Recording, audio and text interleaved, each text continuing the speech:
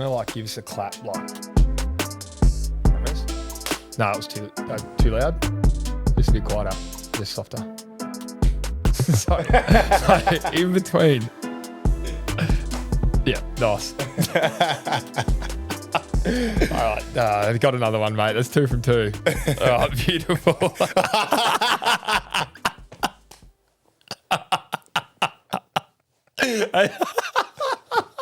Great start. Let's go. I told you we'd get him. All right, let's go. Yeah. Mac, how you going, mate? No, good. No, it's good to be here. Yourself? Thanks. Yeah, good, mate. I'm going well. Thanks for that. Thanks. I'm glad you could have me on your podcast, mate. That's good. That's good. No, thanks for joining us, mate. No, it's all good. Thanks for having me. All good. Where we're at the minute, we're currently nearly halfway through season 2024, mate. And personally, I think you're in great form. Do you want to talk us through a bit of the season so far and how you reckon you're going? Yeah, it's been good. I think I'm going pretty well. Obviously started off out of the side, so yeah, kind of had to adjust some things off field and lift my training standards a little bit. But yeah, I'm enjoying it now. Probably the most I've enjoyed it while I've been up here. So no, I'm loving it. The team's in a great spot at the moment. So yeah. The team is in a great spot at the moment. Before we get into too much footy, the part that I'm really interested in hearing about with yourself is how you actually got here. And we touched on, we spoke about earlier. Do you want to give us a bit on your family background? Yeah, so I'm one of 7. I got 2 older brothers, 3 younger brothers and a younger sister. They're all down in Melbourne. But yeah, parents born and raised in South Sudan, or it was Sudan back then. Only just became independent, I think, 14 or 15 years ago. So I think one of the youngest countries in the world, if not the youngest. But yeah, parents, born and raised over there. And my oldest brother was born in South Sudan as well. And yeah, me and my other older brother were born in Egypt. Parents had me there in 2003. They were there for 3 years, from 2000 to 2003. And then, come across to Australia in 2004. Then grew up in Melbourne. Started off in Winturna South.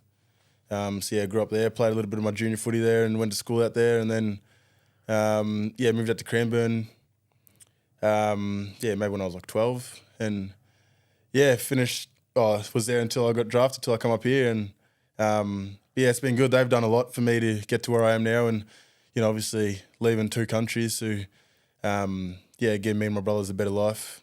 Couldn't thank them more for everything they've done.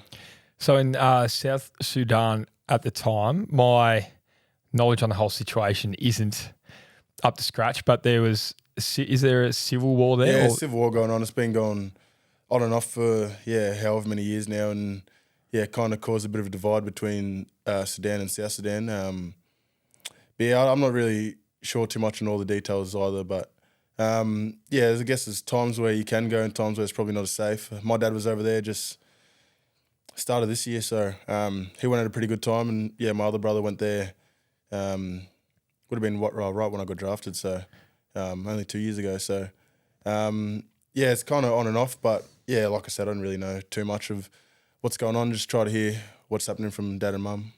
Have your parents spoken about what it was like when they were there and how the process of them moving via Egypt to come to Australia, how that all went about and the stuff they went through? They talk about it. You hear stories all the time, and dad will say, cross the river, swim across this and that to get to school. But as all parents say. But obviously it was a lot tough for them growing up. But they were really big on sport back there. So dad said to take his mind off everything, he used to just play soccer. So straight after school, they just play soccer till sun comes down and then head home. But they had a lot of challenges trying to get over here, and especially with big family come across with a lot of my cousins and stuff as well. So 100% would have been really challenging for them, but they've done a great job to do what they did. And I feel like you got to be really strong-minded person to go through what they had to go through. Yeah, a lot of other parents, not only in South Sudan but other countries in Africa as well. That yeah, this thing's gone on all over the world. But yeah, just really grateful for what they've done. And then you mentioned Egypt as well, mate. So was that always? Do you know through your family whether that was always in the plan to then get to Australia, or was it like we're going to get to Egypt first and then work it out from there, or was the goal always to get to Australia? Yeah, I think the goal was to get out of Africa, but yeah, most families either fled to Egypt or Kenya or like Uganda, like the surrounding countries. Like I know a lot of cousins and that were born in places like Kenya and stuff because that's just where their families fled to. But yeah, I think the end goal was always to get out of Africa. Like my dad's got a couple of siblings that when they fled Egypt, they went over to America. So he's got family in America. Mum's got family in America as well. So yeah, America and Canada. So I think it was kind of either Australia or head over to the States. And yeah, here I am. So. Do you remember anything from these times with moving around, or were you too young? No, I was come across when I was 6 months old. So yeah, yeah, that'd be a bloody good memory, wouldn't it? Yeah, no, I don't remember anything. If you ask my older brothers, they might have some stories. I think it was 5 or so when he moved over. So yeah. And so then settling in Melbourne, there you mentioned Wantirna. What are parts of your childhood that you remember growing up with your family moving across? Yeah, I think. I feel like when I come across, it was pretty regular, just childhood for anyone in Australia. Like, I went to primary school, Templeton Primary School out there, and then yeah, signed up at the local footy club Wantirna South, which is where I started. Yeah, I still remember just going down and seeing my brother train and play, and I think I would have been prep or year one, and I just told my dad I want to do that. Used to try run on the field and try play footy with them, and they would have been in under 9s and 10s, and used to get dragged off the field. But yeah, it was pretty regular for me. Yeah, just yeah. No, that's good, mate. That's good. So it takes a strong individual and family to be able to do what your parents have done for yourself, your brothers, and your sister as well. Are there qualities that you see in your parents to be able to withstand something like that that have rubbed off on you? Do you see any of their qualities in yourself? They're probably both a lot better people than me, but I feel like I'm pretty caring for others. Like, I feel like I try to help others where I can, which is something my dad's real big on. He works at the Centre of Multicultural Youth, so help programs, run programs for multicultural kids and help them find jobs and stuff like that. And mum works in aged care, so I feel like they're both pretty caring people and try to help others where they can. I feel like I try to do that a little bit. So, oh, most certainly. I think you do as well. I think you're quite caring, still working out all the other stuff.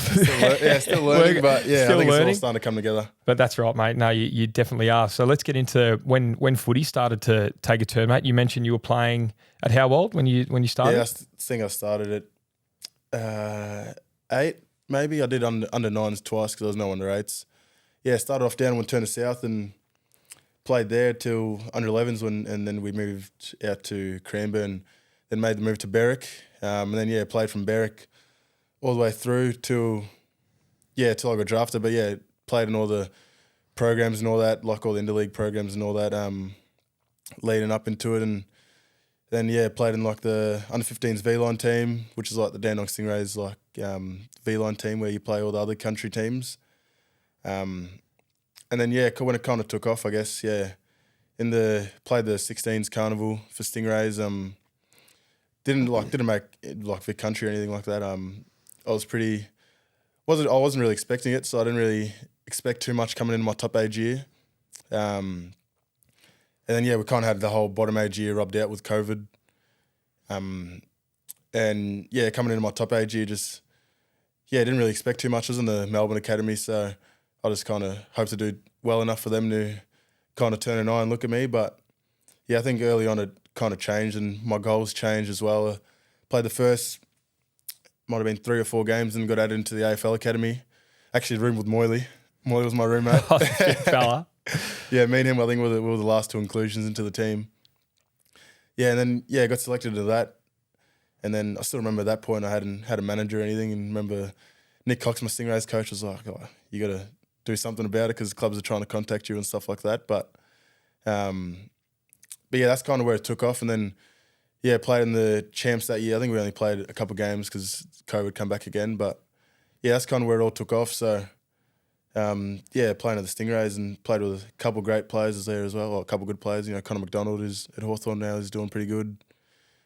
Juddy Clark, who he's just torn his ACL, but yeah, he's a pretty good player. And Miller Bergman, who I played all my juniors with at Berwick, who's at North Melbourne now as well, which is pretty cool. Yep. Yeah.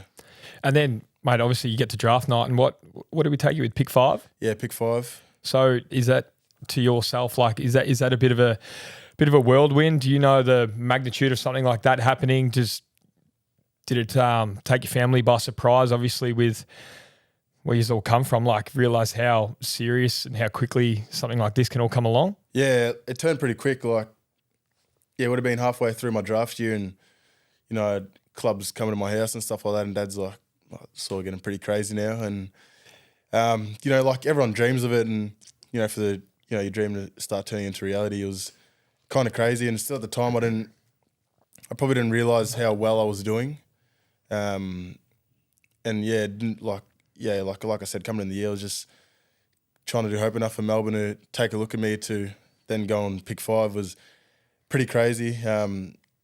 You know, even like Mum, she found it pretty crazy. Like, she still doesn't know too much about footy. Like, she tunes in all the games and all that, but you try to explain the rules to her, she wouldn't have a clue. But Dad, he's a pretty big fan now. He loves watching it, gets to all my brother's games and all that. But yeah, it was pretty crazy. I still remember draft night, and I think it's one of those things where you just can't really forget it. You know, it's the night where, you know, your dreams come true. So, yeah. And then you're in your 3rd year now? Yeah. What have you learnt, like, about the game itself? Obviously, well, been in the system 3 years now, and what it actually takes to make it as a player, but then in turn as well, what it actually takes off the field to be an AFL player. Yeah, yeah. Safe to say, I haven't probably been the best person off field. But yeah, it's kind of just it's taught me a lot of things. It's just, you know, number one is just to be grateful for the job I get to do every single day. You know, there's hundreds of thousands of kids, you know, that play footy, you know, same age as me, that are dying to be in this spot. So I think just taking the chance I have and grabbing it with both hands, and you know, just making the most of it. Feel like early days I was coming in just thinking, oh, how good's this? You know, come in, and I think come in with I was a pretty confident kid, so kind of thought I could come in and just waltz around a little bit, but it turned pretty quickly, and you know, you realise you got to earn the respect of everyone, earn the trust of everyone, which I probably learnt the hard way, but I think it's made me a better person for now. And now I feel like, you know, when I come in, I'm here to, you know, just come and get my stuff done, you know, come in, train hard and try to help others along. And, you know, I feel like, when I'm at the club, it's, you know, it's a time for myself to get better and help other people get better. But then, you know, when I'm away from the club, it's time to switch off. And then in terms of the game, I think, just a lot faster, a lot quicker, you know, bigger bodies. I'm still pretty skinny. So just trying to find ways to just use my body to the best of my abilities and use it to my strengths rather than, you know, playing into the hands of, you know, bigger key forwards and stuff like that. Yeah. Where do you think the room for improvement is in your game? Do you reckon it's just going to come with experience at the level? Yeah, I think experience. I feel like, you know, my decision making can still work on a little bit. My kick in, just fine tuning all those skills, and then I think just getting in the gym so I can compete with those bigger bodies, you know, every week. With growing up and watching the game, was there anyone that you idolised in your position? Yeah, I love watching Nick Nat. I was a ruckman growing up, so I felt like I moved like him a little bit. You know, but yeah, he kind of paved the way for a lot of multicultural kids and guys like Majak as well, and even, you know, back in the Collingwood days, Lumumba. Felt like he kind of, you know, paved the way for a lot of us younger multicultural kids to come through, and obviously got guys like now, you know, Marbior and CJ and Aliru, you know, all doing things for their team, which is really great to watch. But yeah, I was a big Geelong supporter, so I love Joel Selwood, you know, Tom Hawkins, Jimmy Bartell's one of my favourite players, and I think it's hard to go past Gary Ablett as well. The king. Yeah. You mentioned You got his number yet, or you got his jersey? No, we haven't got his number yet. Dave's been slack on that.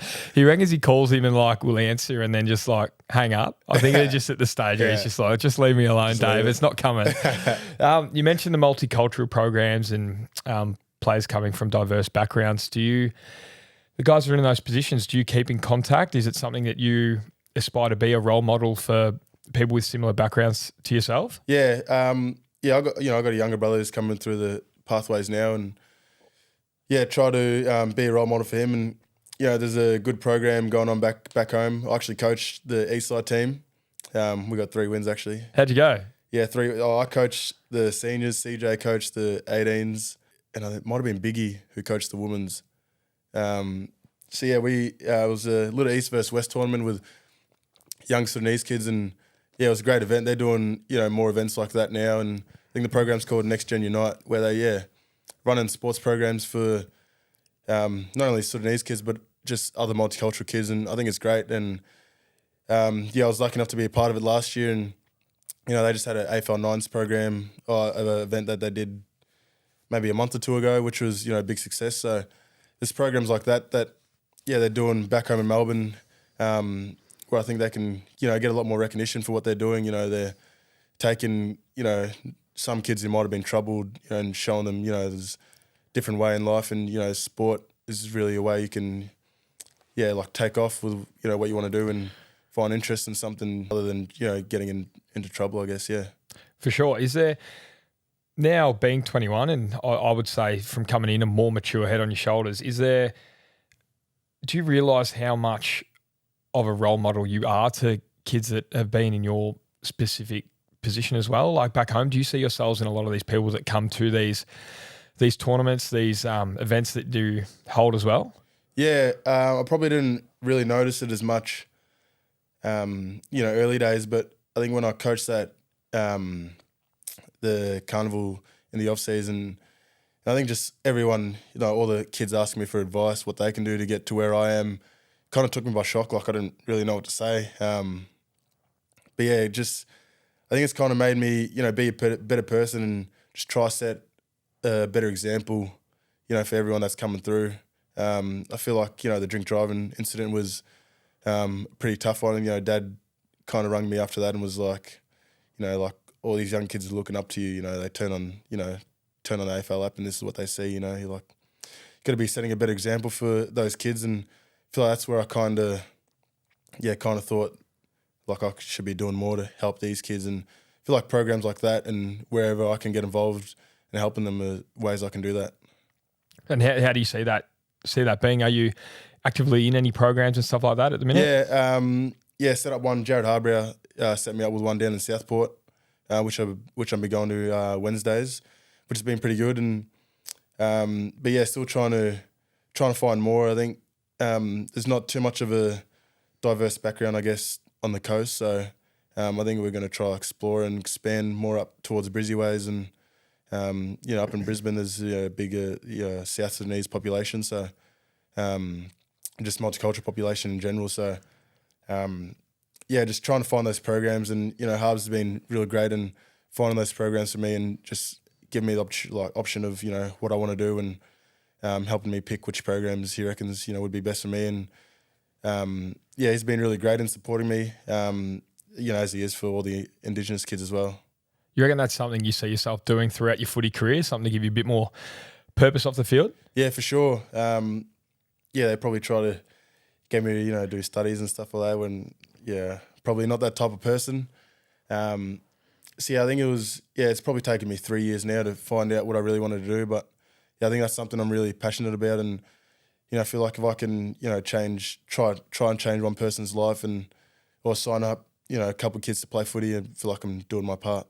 Oh, most certainly, mate. It's a great quality to have, and I reckon you'll do great at that. You touched on the drink driving incident. We don't need to go into the incident itself, but when something of that magnitude happens, can you talk us through like the initial parts of like the stuff that has to happen within the footy club? You obviously know you've stuffed up, but then obviously Mark Evans needs to get involved, Wayne needs to get involved, the leadership group needs to get involved. Like how something like that actually goes through the club after the initial disappointment of the stuff, and like the support system that's also there for you from the staff and the playing group as well? It was pretty tough. Obviously, Dewey at the time, he was on holidays and he had to kind of cut his holiday back short because of it. And Betty Maybin was on his honeymoon, and I kind of distracted that from him. So yeah, it felt pretty bad coming from me, and still to this day, really regret it. But I probably didn't realise the effects it has on other people at the time, and obviously, like Wayne and Mark and Dewey at the time, and Took, and all these leaders and all the effort that they had to do, to help me. And still remember at the time, Wayne was telling me, I think they were trying to get new sponsors for the club and stuff like that, and how that could affect it. Yeah, it was pretty tough at the time, but I feel like I've learned from it now and a better person for it. Yeah, well, most certainly, mate. That's one thing footy clubs are good at doing. It's challenging the behaviour and supporting the person, right? It's the cliche, but I feel like we do that pretty well. So in a time like that, how was the staff and the playing group after the initial instance? Like, how were they in being there for you and supporting you? Yeah, I think the respect mightn't have been there, but I feel like everyone still was treating me the same, and I knew I had to do a lot of work to get that respect back from everyone. Yeah, everyone was real supportive. Like, I could have talked to anyone about it, and they would have helped me out. And give a shout out to Shorey. Shorey was the first person I called when it happened. Woke him up.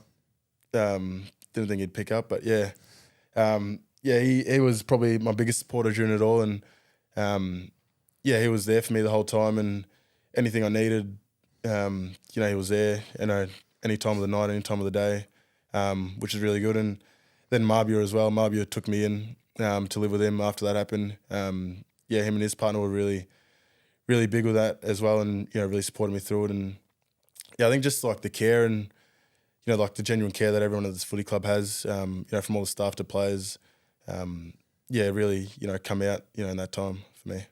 Oh yeah, most certainly. And I think it takes something that drastic to realise how much like love is within a footy club as well. Like as we mentioned, like it's obviously a situation no one ever wants to be in, but then once the initial disappointment's like done, like the love comes pouring out, and you realise that we all make mistakes at the end of the day, and everyone was thankful that nothing severe happened, right? And then we're still the same person, and we spread our arms, and that's what happens, mate. I want to touch on maybe potentially a few setbacks that you may have had or disappointments, because at the minute, whilst you are in great form, there's been some speed bumps along the way. I was just having a scroll through the other day, and something that I'd forgotten about, one of your posts. It was Black and Proud that you did a post on, and it was about you experienced you were racially vilified online.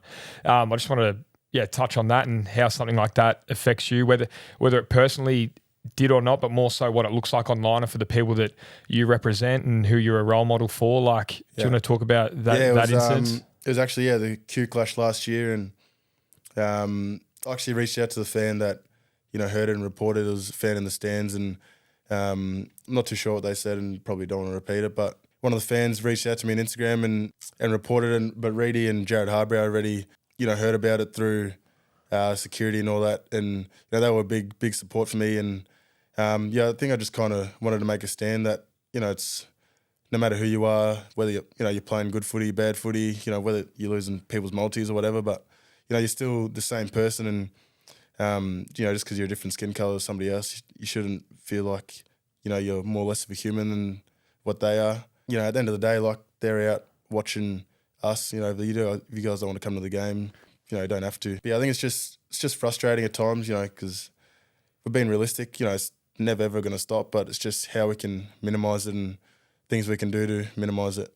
Mate, that takes so much courage to be able to do what you did, and I'm also proud of you for doing that. But in a time like that, when you've heard that and experienced that, is there still a bit of was there fear, like to actually say something and actually, make something out of it? Like, as opposed to just, if I do say something, then there's going to be media about it. There's going to be all these, like, it doesn't just end there if you were to say something, right? Like, this shouldn't happen. Like, there's going to be a flow-on effect. Like, were there times where you were thinking about whether you should personally stand up, and like what thoughts went through, I think, through your mind?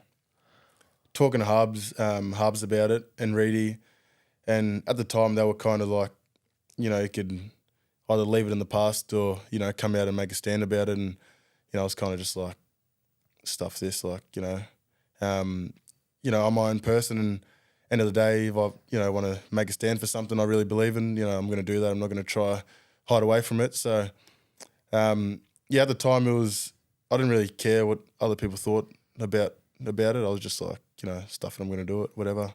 But yeah, to see, all the boys support me, all my mates back home and family and friends and just players from other clubs, and a lot of the Brizzy Lions boys reached out as well, which was great, and it just shows like, the environment we're in, and like, just like the AFL and everybody within it, just how supportive that can be when stuff like that, comes into play. And, at the end of the day, like, everyone's human and, everyone has feelings. And, some people might have reacted different, but, I reacted the way I reacted. I was a bit angry at the time, but I was, there was nothing I could do to make it go away. So I just kind of had to move on from it and, just keep playing the way I know I can play. Oh, for sure, mate. Yeah, super proud of you there, and it took immense courage, because it doesn't just stop there, right? Like the flow-on effect, and you may not, but obviously wanted it to be out there and be known, which so you should have. So no one should have to go through that by any means. Let's get onto your football. Where do you think you can take your skills to? Like I see great promise, great potential. Like where do you think you can go within your footy career, and what sort of player do you think you can become? It's a hard one to talk about yourself, mate. I'll give you some time. No, I'm a pretty confident player. Like, if you ask anyone around me, they'll know I want to be the best I can be, whether it's, one of the best players in the competition, or whether it's, the best defender in the competition, or whether it's even, one of the best multicultural players to play the game. I'm striving to, become the best player I can be, the best player I can, be for this club. And I just want to play my part in, which will hopefully become something bigger for this football club. And do you always see yourself playing at centre half back? How about I ask not you, really. What do you reckon your best position is? I really love playing through the ruck, like growing up, like just kind of being able to run anywhere. Whether it's helping out down back and taking an intercept mark, or going pushing forward and taking big pack mark. But yeah, to be fair, I'm happy playing anywhere. If you asked me probably a couple months ago, I would have said chuck me up forward, because I still haven't kicked a goal yet in my career. But yeah, I'm happy playing anywhere, to be fair.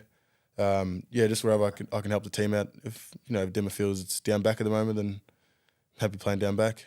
Wouldn't mind seeing you in the ruck, mate. Chuck on a couple more kilos just to get a bit more out the middle, because once it's a secondary stoppage or a ball up, we need you holding your own in there. Or you could just do the approach, another little rover in there. Who knows? Yeah, that's what I used to do growing up. Like wait till they hit it and just kind of rove off them. But because I was always a bit smaller growing up, What's smaller though? Like 190 centimeters instead of 200, or I think I grew from my bottom, at the start of my bottom age year to end of my top age year, I grew from 192 to 200, 201. Far out. So yeah, I still remember under 16s carnival, played in the wing. Like growing up, I played a bit everywhere. Like me and Miller Bergman, I think he's only 190 now, but we were like similar height back under 13s, 14s, and we used to go from ruck to midfield and trying to switch positions. But yeah, kind of played a bit of everywhere. But yeah, I think at the moment, like I'm loving playing down back, especially with Cole and Chucky. I feel like they've given me great confidence to play the way I can play, and they're playing great footy themselves as well. So I feel like we have a really solid backline group at the moment, and yeah, hopefully we can, like I said before, aim for something big this year. You mentioned Colo and Chucky. You have any specific players taking you under their wing, more so from a football aspect point of view? Like, is there anyone you work closely, whether it be a specific coach or a player? Yeah, I think I know last year was definitely Shorey. Like, did everything with Shorey. But yeah, I feel like I've just a bit of both of them. Yeah, like we like do our reviews together and stuff like that. A lot of the weeks. And sorry, who's both of them? You said a bit of both, like Colo and Chuck. And Colo, also, yeah, both Chucky of them want coaches and players, right? Chucky and Colo. And then just working closely with Drummo as well. And Chucky's taken a bit of a different role this year, playing on the smaller, more dangerous forwards. So it's kind of so I've kind of played a bit taller than what I have previously. I played a bit smaller last year. So yeah, just kind of getting tips and just like notes of how they would have played previous plays they played on that I might play on now. So yeah, they've helped me a lot off field, but then even on field, on field I meant, but then off field as well. Just just finding that balance. When you hear, I think Colo is the best example of it. Like when you hear to get your stuff done, then when you're away from the club, switch off and do whatever you want. Buy rangies. Yeah. Get the big blacked out rangy. How many cars have you had since you've been here? Nah, two. One's down in Melbourne. In a little metal box that they crushed up. Nah, it's down. I think my brother's learning in it actually. Right, that's cool. Yeah, I bought it off Powley. Yep. So I'm surprised it hasn't shit itself yet, but I'm allowed to swear. Yeah, you're right. Yeah, it's mate, it's in there now. Don't worry about it. So you've had what? You've had the big Jeep since being here. You got the Rangy. What's next? No, I think that's it. That's done. Hovering with the Rangy for a bit. Yeah, try buy a house next couple of months, and that's it. That's my goals for the rest of the year off field at least. That's it. You got any on field goals? No, I haven't really set many goals for myself. I think because start of the year out of the side, so it was just trying to get back into the side. But I think now it's just more so team orientated, like play finals. Like growing up, I was part of really successful teams and won four or five flags as a junior. So I think to be able to experience that at AFL level, there'd be no other better feeling. Oh, most certainly. With your footy, do you think about it to the extent of where what mindset you've got to be in for a game, or are you just happy-go-lucky, take it as it comes, do what I've got to do structure-wise and game knowledge-wise? I'll know what I need to know, but other than that, just go out there and... Yeah, I'm kind of just go out there and play. Like, obviously I'll take my notes of who I'm playing on and, their strengths and stuff, but a lot of the times, when you're playing on key forwards, their strengths are similar to my strengths, so I feel like if I can play my strengths, but they can play their strengths, I'll be in for a better game than they are. But yeah, I'm kind of just play on instinct. Obviously play within the system and play my role, but when it's my time to go, make sure I go and just whether it's flying for my big chest marks or coming over and spoiling, but you got to kind of play an instinct. You got to talk me through the chest marks. Like, why is it because you jump that high and you're that tall that you actually don't need to take it in your hands, or what's the go? Oh, that's what I tell everyone. But it was actually, I think it was North Melbourne last year, and I remember going up for a mark and I lost it in the light over here. It was just over here, and it just fell on my chest, and I was like, I'm just doing that from now on. And now every time I jump, it just comes natural now. I just float and you find it easier than catching it in the hands. Oh yeah, 100%. Yeah. Well, I guess from where you jump, if you were to put your hands up, it would actually. There's no point because it'd hit you in the chest still. Yeah. Well, sometimes when I watch back clips and I'm like, people are like, why don't you just take it in your hands? I'm like, a metre above the bloke, what's the point? Yeah, it's on my chest already. It's there. Yeah. The ball's not 5 metres in the air. Yeah. Well, yeah, that's a good point. I actually didn't. Boys, give it to me for it, but that's all right. Not broke, don't fix it. You're right. You're not wrong. What's your favourite moment at the Suns? Probably the Q Clash win last year.